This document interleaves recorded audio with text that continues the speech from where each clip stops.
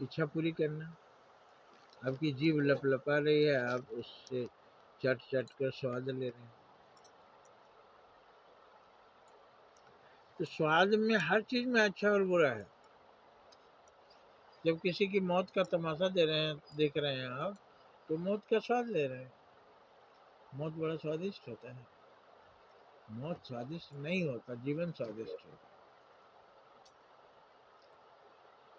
राजकुमार गौतम ने उस पक्षी को बचाया था, और उसके भाई ने, देवदत्त ने बचाया था, और गौतम ने मारा था। जो है, एक भाई मारा था तीर से, दूसरा भाई बचाया था।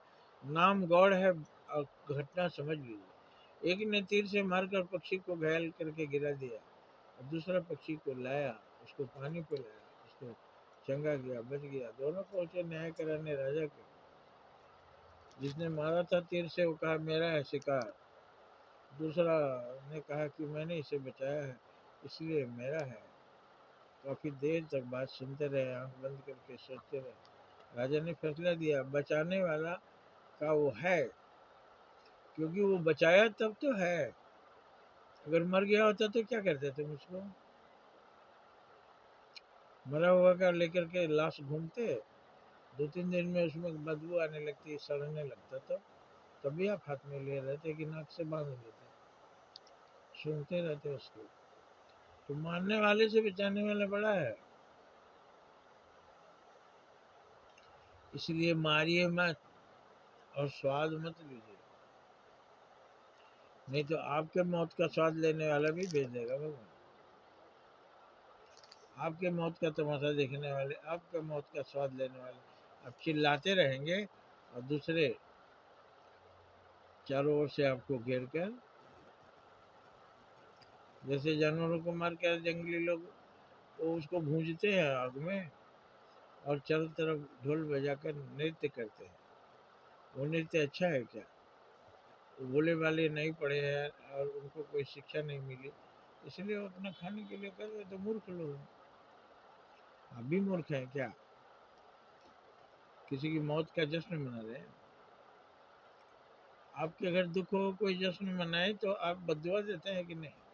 और उसकी बददुआ लग जाती है, आपको भी एक दिन भोगना पड़ता है।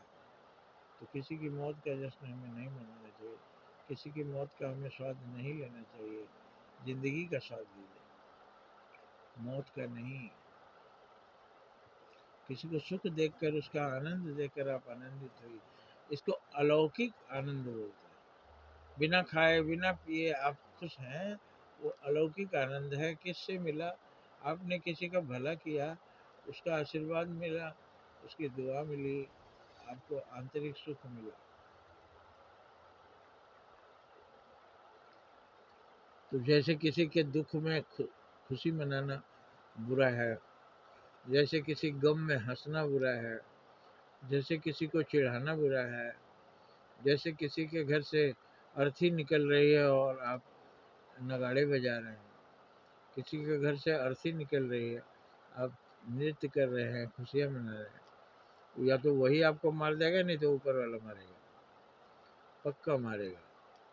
क्योंकि आप भी अनुभव कर रहे हैं ये गलत है। गलत सब कोई बर्दाश्त कर ले, कमज़ोर है ना। सोचिएगा हम क्या कर सकते हैं इसका, कि अपने गुंडा बदमाश कसाई राक्षस सब है, तो कुछ नहीं बोलेगा, क्योंकि वो कमज़ोर है, अत्याचारी बड़ा है, बलवान है। लेकिन ऊपर वाले से बलवान है आप, वो तो तमाचा जड़ेगा ही। इसीलिए निरीह जानवरों पर, कमज़ोरों पर जुल्म मत कीजिए, अत्याचार मत कीजिए, न्याय कीजिए सबके साथ। सबको खुशियाँ पाने का हक है, सबको दुख में मदद का हक है।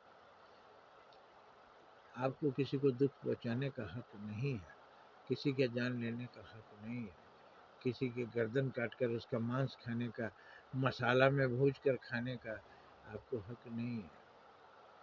न्याय कीजिए, तभी आपको न्याय मिलेगा, नहीं तो आप अन्याय पर चलेंगे, आप तेल के खौलते हुए कढ़ाई में भूजे जाएंगे, कई गुना आपको दुख मिलेगा।